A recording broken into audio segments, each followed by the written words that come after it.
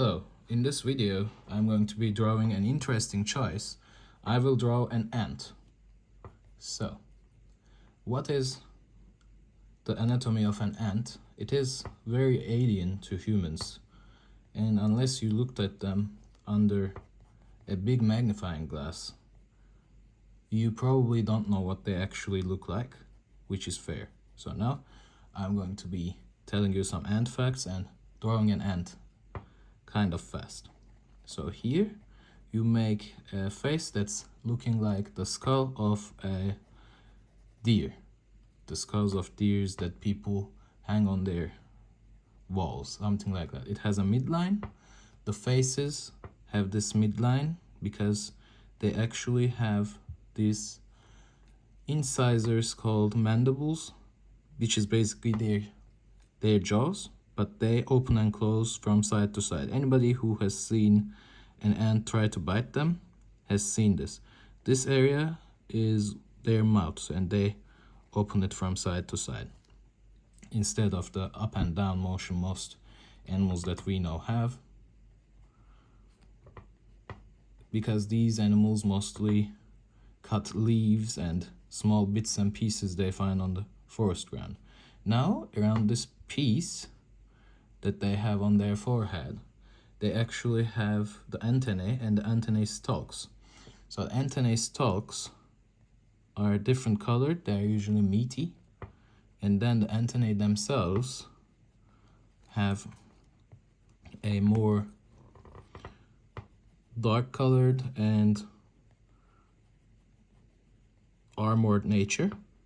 These animals, as anybody with some experience watching ants know, feel the world around them with their antennae. They touch everything around them, and they gather information by mainly seeing, smelling, and touching. Touch is big for these animals, and what is interesting is their antennae is actually staggered with these lines. So they have a lot of little joints on their antennae. So when you first draw the line, then you should give the antennae the usual staggered ridges. The antennae tips are usually a little thinner and longer than the antennae stem. The antennae stem is connected to a much thicker antennae stalk, which is the thickest part of the antennae, because that's what moves the entire antennae arm, with the main connection at the antennae stalk, the little meaty piece that you see there.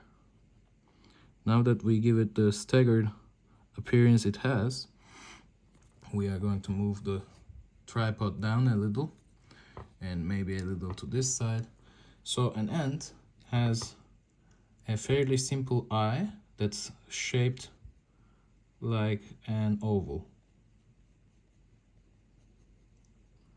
So here there's an issue because the eye is neither that big nor shaped like that. It has to be smaller and more up.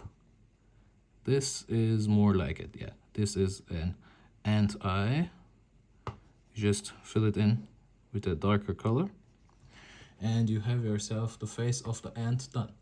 If you want more details, you can give it some hairs around its mouth, which it has, and around its face, which it also has.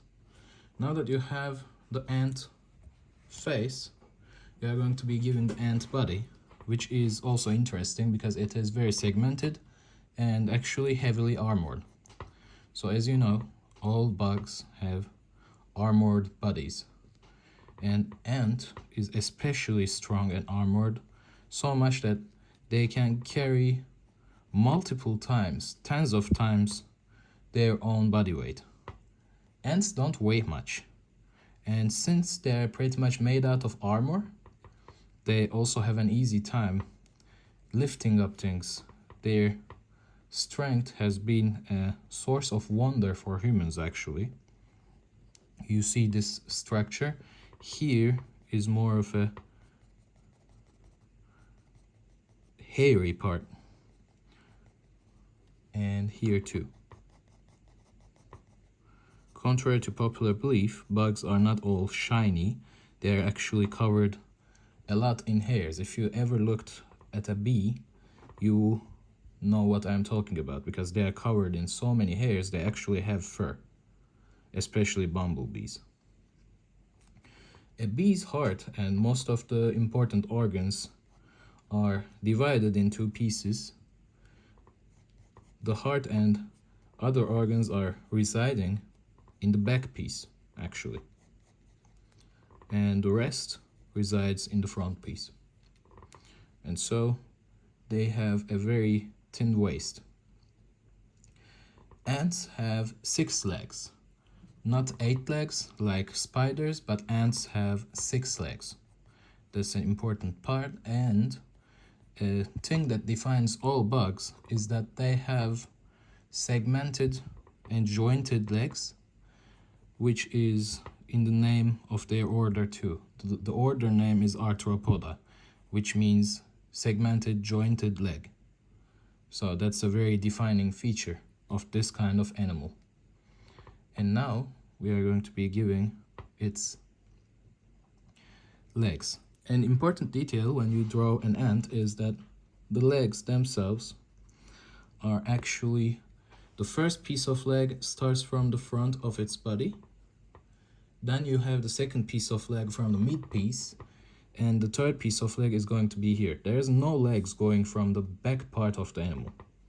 It has no legs there. So just giving it the segments it has in its armor. This is what makes the crunching sound when you knowingly or accidentally crush one of these. And ants, for their size, are extremely smart, so much that it is a source of wonder for scientists that causes them to just sit down and look at ants in ant forms, because these little things actually have the ability to do agriculture. So you have this thing called I think they are leafcutter ants, and these ants take small bits and pieces of leaves and cultivate as the leaves get moldy, the mold fungus, to feed themselves and their young. And so the ants are doing agriculture. Here I'm going to be showing you the tip of the legs. The tip of the legs, the feet of an ant, is segmented in 3 pieces. It has 4 major pieces for its legs: the piece that connects the stem, and then the first joint, the second long joint, then there's the third joint, like a elongated ankle, and then the elongated leg.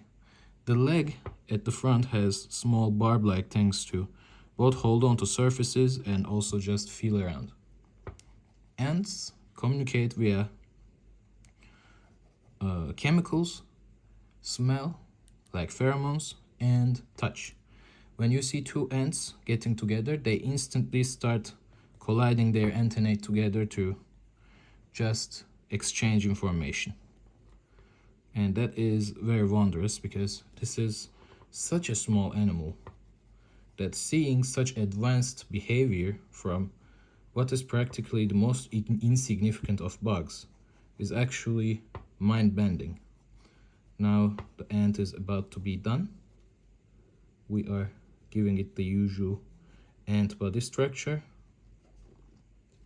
and there's not many legs left either.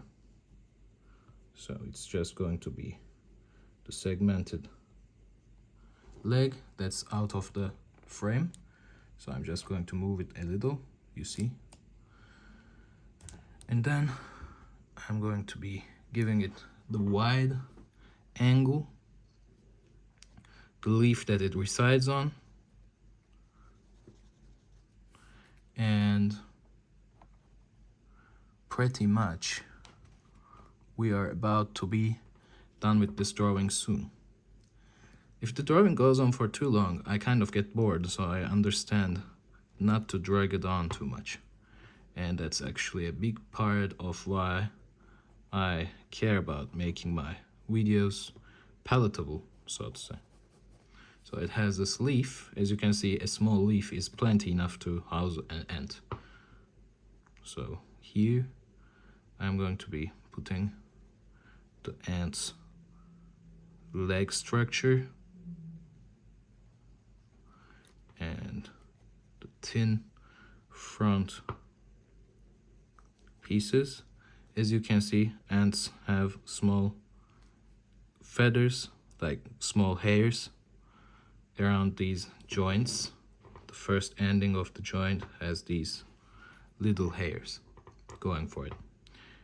And if you even get closer, you will see nearly every piece of an ant is actually covered in hairs. So you should just keep that in mind. An ant is a very hairy animal. You have the barbs, and you have a few hairs. Like that. Now you have it. You are going to be putting the last leg. The leg stems are like the thighs of humans. They are very thicker than the piece that they are moving because of the nature of moving things works. So here I'm going to be giving it the line that it's going to be going through. The long piece of the ant leg. It's meaty, it's long, and it ends about here. And then the other piece of the leg starts, ends about here. Here we give it the hairs. Then we are going to give it the hairs here, most of the leg, and the rest is out of the frame. I have drawn an ant. I hope you enjoyed it. If you like my videos, please comment, like, share, and watch all my other videos. Have a good time.